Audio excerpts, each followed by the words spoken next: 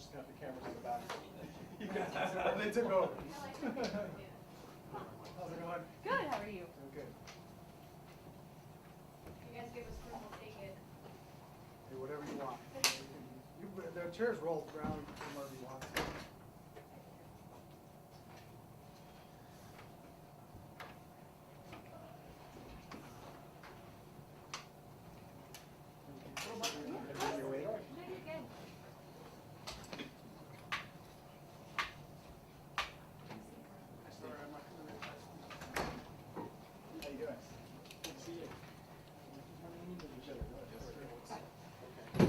City, right? It's very busy.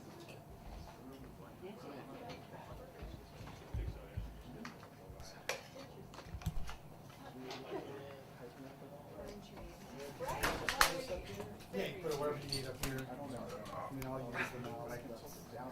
You're right, I'll really think right now I have you're going to show the video, right?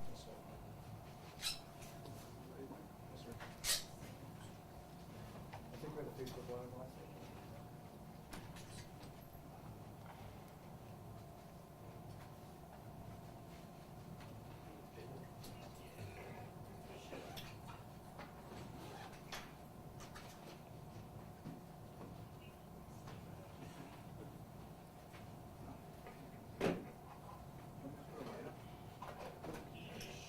Hey, it's Rich. Got this Zero 4 powered up for Glendale press conference. Yeah. All right, if you would mind rolling on it as well, that'd be great. Okay. All right, thank you, sir.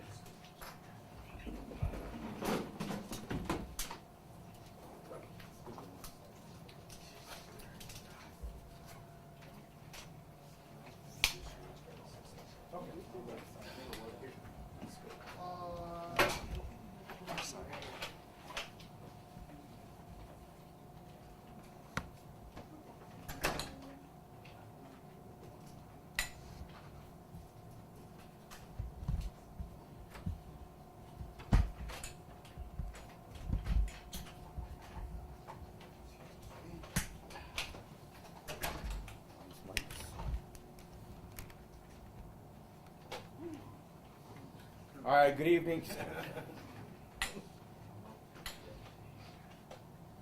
Mike, do you want? Is this causing glare for anybody?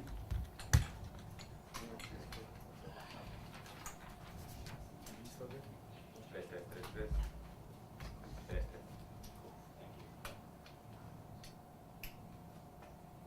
Mic check for us there. Testing 1 2 3 4 5 6 7 8 9 10 10 9 8 7 6 5 4 3 2 1. Oh, Too loud? nah, my mic is interference. Okay. And just so you guys know, we're gonna have two speakers. Our detective is the gentleman in the polo shirt, and he can answer more specific questions. And then we'll be playing videos and showing photos as well. And all of those will be emailed to your desks.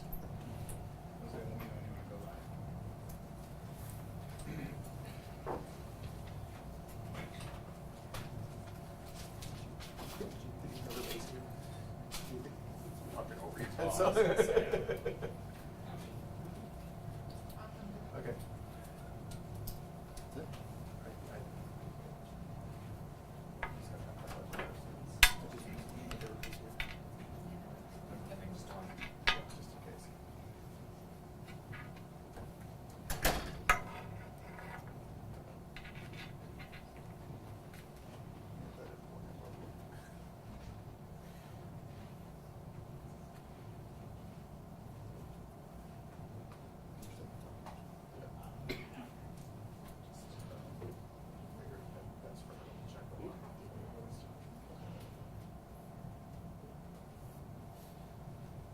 Just doing a quick lobby check to make sure there's no lingering.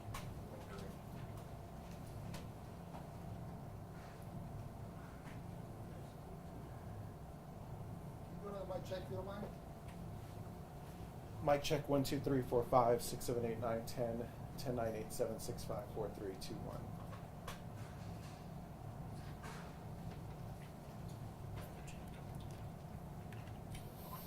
try not to walk off with your phone since it's the exact one I have.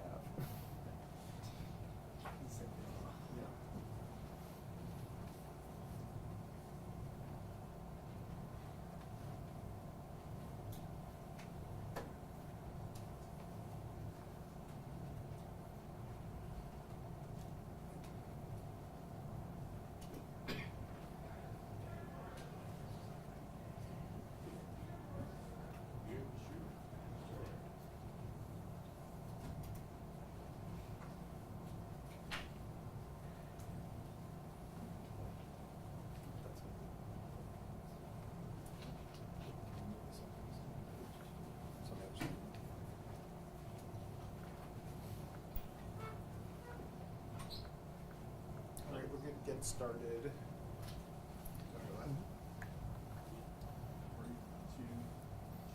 All right, thank you guys for coming. I'm Jose Santiago, the Media Relations Manager here at the Glendale Police Department. We will have two speakers today, including Sergeant Randy Stewart. We are here to discuss the arrest of two individuals that were part of a large string of crimes, not only here in Glendale, but in some of the neighboring cities. Those are the two individuals that we have taped on the wall behind you. Once again, we will be sending out those photos, video, to all of your desks following this press conference. And with that, I have Sergeant Randy Stewart.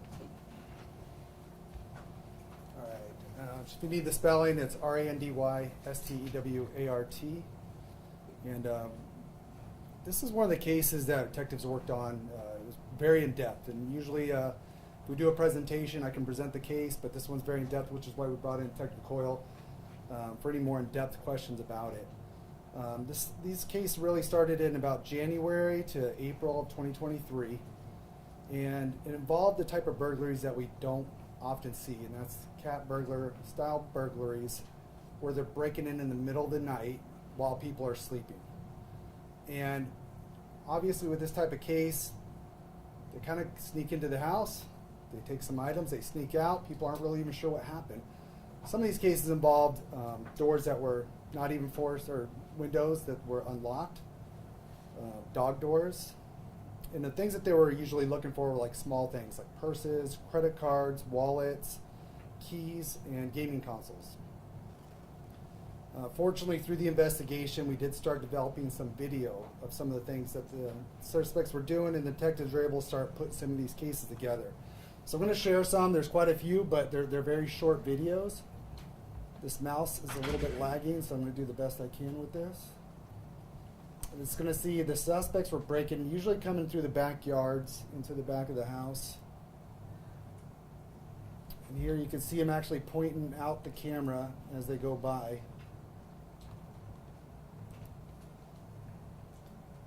Kind of shows you that they really didn't care very much. There's a dog door down here. You can't really see it, but they're trying to get at the dog door. They're testing the door on this particular home. Then I'm going to show you another video with this same particular burglary.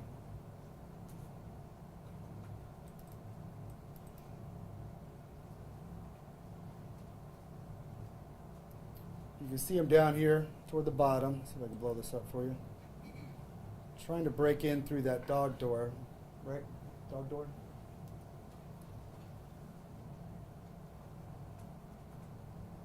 Maybe moving the camera around, it looks like a little bit there. And as you can see, you can kind of see right there the suspect is armed with a handgun also. I'll try to see if I can pause it right at the right spot where he turns.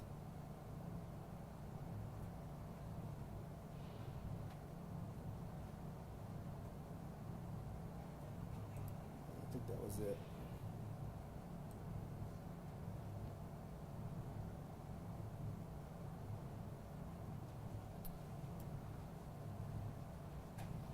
Try it one more time in case anybody didn't catch it. But you'll see in that right side waistband area, you see it right there, just came out of view, but the suspect was armed as he's breaking in, so obviously it's a very dangerous situation when you have people trying to sneak into a house where people are sleeping, trying to steal items, and very fortunate there wasn't any type of confrontation that occurred during this string of burglaries.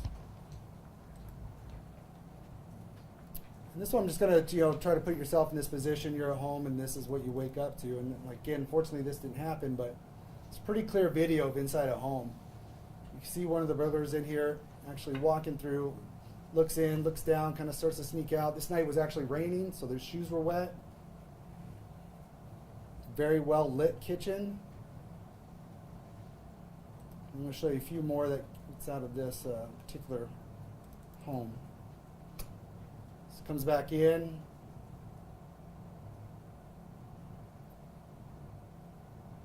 I can tell you in this case there was family that was sleeping right upstairs. That actually ends up coming out shortly after this.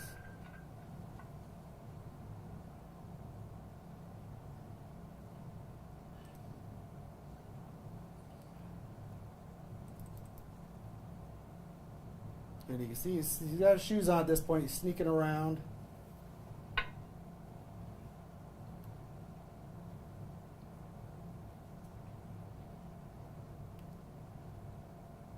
And walk out with the purse.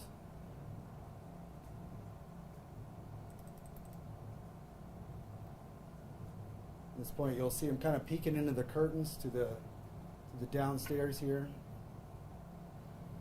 Again, we've seen a lot of burglaries, but this is very, very brazen. I mean, this is something you just usually don't see, and I know Detective Coyle talked about. He's been doing these type cases for a long time.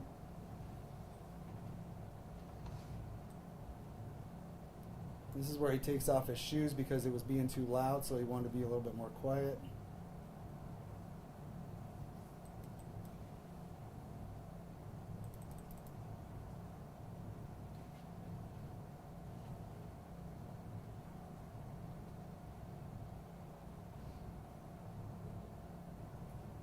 And this is where he's actually going to slide open that curtain to take a bigger look. Again, very, very risky. For him getting caught, but obviously he didn't really care.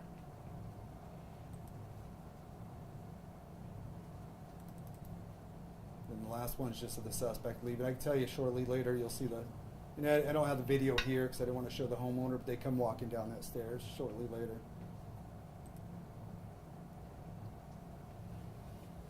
This led on again investigation. I think it was about March we started picking up on it, and Detective Coyle talked more about it. But they eventually caught up to the suspects, and what really helped them was that video. Helped them identify the vehicle, which led them to the suspect. So this kind of bring awareness, hopefully, to people at home. One thing's very important is a lot of these homes that they were breaking into weren't necessarily locked. So always keep your home locked at night when you're sleeping. Keep your windows locked. If you have dog doors, be mindful because that's a lot of times where the burglars can get through is those dog doors. If you have a way to shut those at night. And then other few tips about as far as alarms. Obviously very helpful to have alarms on if you have them. Not everybody has access to those. And then again, the video tells you a lot about what happened that you may not know about. And it also helps the investigators try to investigate the case, figure out, and again, video was something that helped out dramatically in this case. Fortunately, detectives were able to figure out who it was, and we have the two suspects over here, Joseph Sosa and Demaria Das. They were arrested on April 24th, and they were found in possession of handguns. Each of them were in possession of handguns, which were stolen, one out of Glendale, one out of Phoenix. They also did a search warrant, located several items of property that were recovered. And then fortunately on May 2nd, 2023, they were also indicted on several charges. Das was indicted on 11 felony charges. And Sosa was charged with 8 felony charges, or indicted. So those charges, which I have listed, range from first-degree burglary, misconduct involving weapons, trafficking in stolen property, theft of credit cards, and fraudulent use of credit cards. Some of the things that they were doing is they were getting these purses, getting the credit cards out. They were going to the QT, making, buying stuff at the convenience stores. They were also going to pawn shops. So I actually have some photos in here that, if you want to go through them, maybe you could discuss those. Maybe better, but I'll go ahead and leave this up to Detective Coyle, kind of explain a little bit more about the investigation, what led to the arrest. And then if you have any questions about that, then he'd probably be the best one to answer those questions, all right?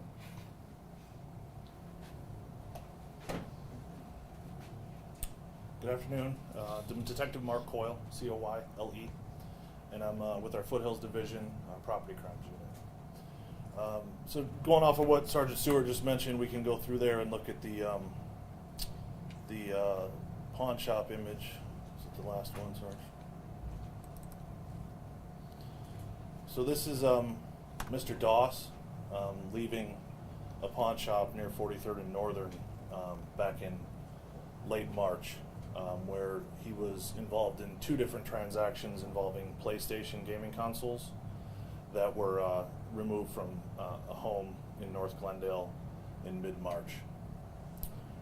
So how things kind of transpired for us, it really kicked into high gear for us and on our team in mid-March when in Arrowhead Lakes area, I believe it was March 14th, we had 4 residential burglaries as well as a vehicle burglary that took place all within sequence of each other and nearby each other.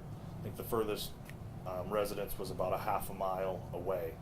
All similar circumstances like we already discussed, going in through either a rear Arcadia door or a back door, or forcing open a window or finding a window or a door that was left unsecured and then being able to go in, sometimes removing screens, sometimes just going right inside and taking small items typically just inside the homes. So keys, wallets, purses, credit cards, that sort of stuff, as well as, like I mentioned, the gaming consoles.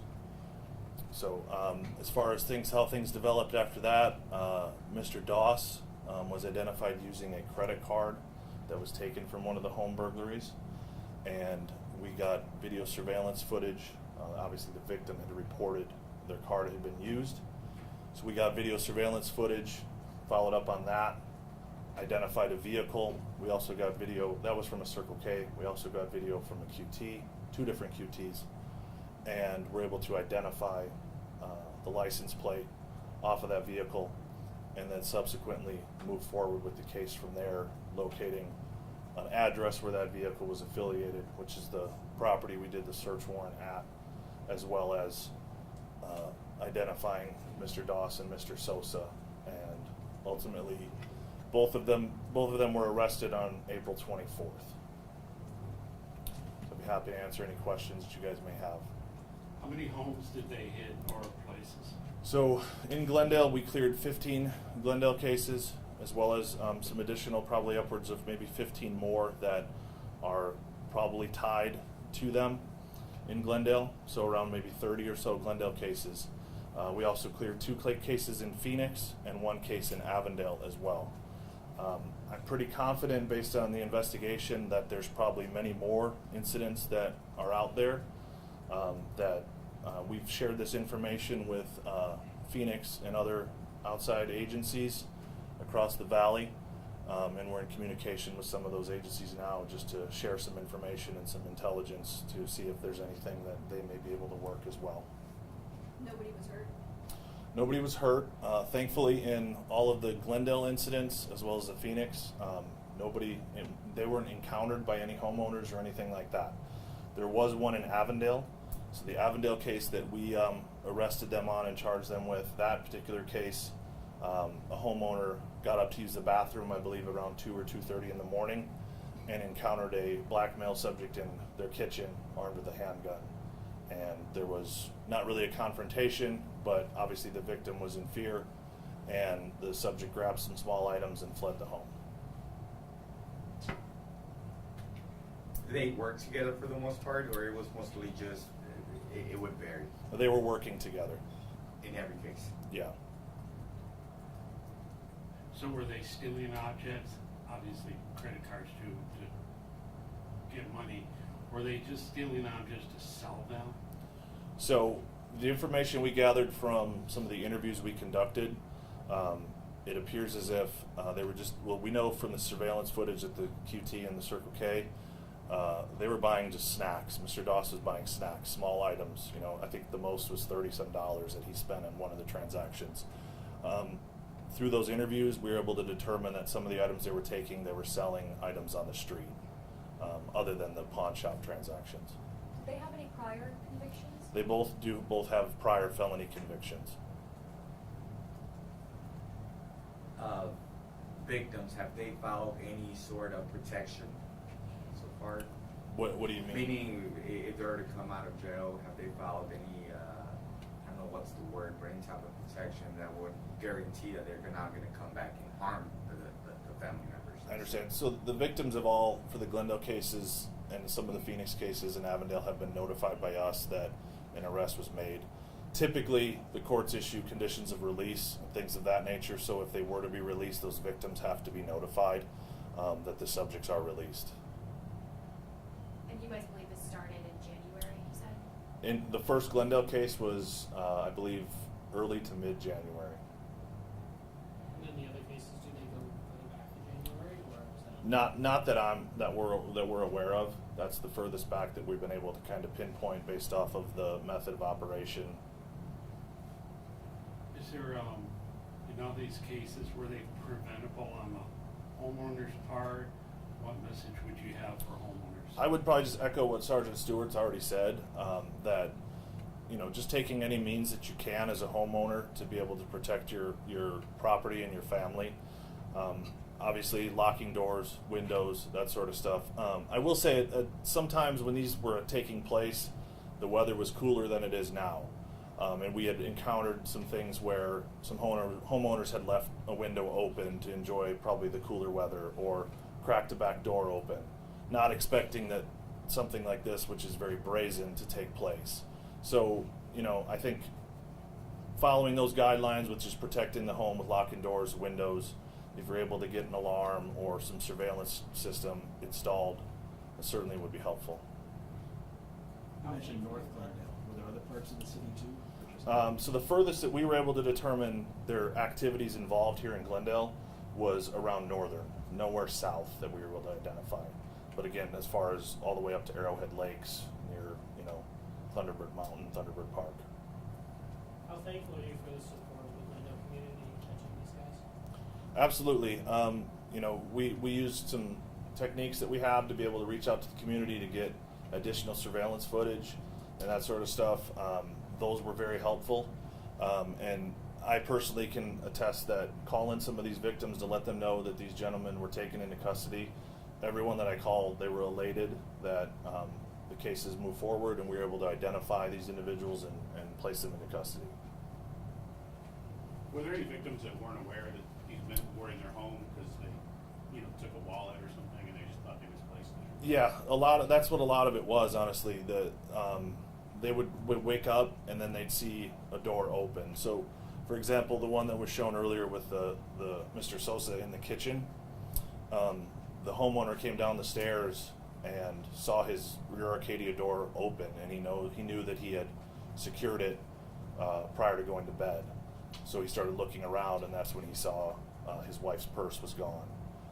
Similar other cases were very similar to that, where one victim had a notification through an app on their car that their car door had opened. That woke them up. They went downstairs to get the keys, couldn't find the keys, couldn't find the purse. Then they found a door or a window that had been open. If someone thinks they're a victim of this, should they contact the department since we think there's possibly other Yeah, victims out there? certainly they can. They can call our non-emergency 623-930-3000 and let us know, and we'll look into it. The same for any cases, of anybody that's living in another city, another jurisdiction as well. And just to confirm, it seems like they didn't really destroy the properties they were at. They just came in through unlocked doors or open windows or things like that. Yeah, No screens. not a lot of forced entry at all. I think at the most, some damage that we had was some cut screens or screens removed from the home and just tossed aside. But a lot of it was just sliding a window open or just opening a door. There were also some too where we have some cases where they didn't gain entry. Some homes were secured properly and they messed with the door, messed with the window, and then they didn't waste their time and they moved on. Recommendation for folks to help prevent this from happening again?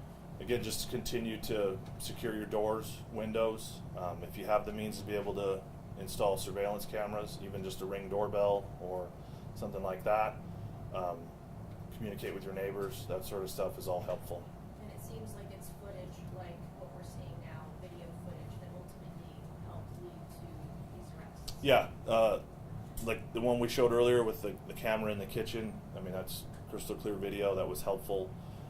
Some of the Ring cameras on the patios, the front porches, that sort of stuff have been instrumental in this case. And then, of course, convenience stores, they always readily have cameras available, so those are obviously another tool that we use, yeah. So video footage was very helpful in this case. Mark, your last name one more time, sir? It's Coyle, C-O-Y-L-E. I think we just really want to stress here that these were victims. We don't want to put any blame on these particular homeowners. Especially during this time of year, it's pretty common for folks to unlock a window, get some fresh air in, things of that nature. What we're asking, though, is for the public just to be a little bit more diligent. Do what you can to prevent this from happening in your own home. And again, this was a really brazen act because it's scary for these individual homeowners because they were asleep. They were home at the time. These suspects managed to get in as quiet as possible, that cat burglar type mentality where they were sneaking in, regardless of the fact that the home was occupied at the time, taking what they needed and leaving. We really do want to stress to those individuals in and around the Glendale area, if maybe you were someone that thought you misplaced a wallet, you misplaced a particular item, and it's lost, maybe take another look, give us a call so we can investigate it and determine whether or not you may have been a victim of these individuals as well. We want to thank all of you guys for this coverage. It's through this type of coverage that we can prevent incidents like this from happening. If you have any other questions, Detective Coyle as well as Sergeant Stewart are here if you want to do anything individually. Again, all of these photos, videos will be sent to your individual desk, but if you need to get to fill holes in your video, go right ahead. Thank you guys.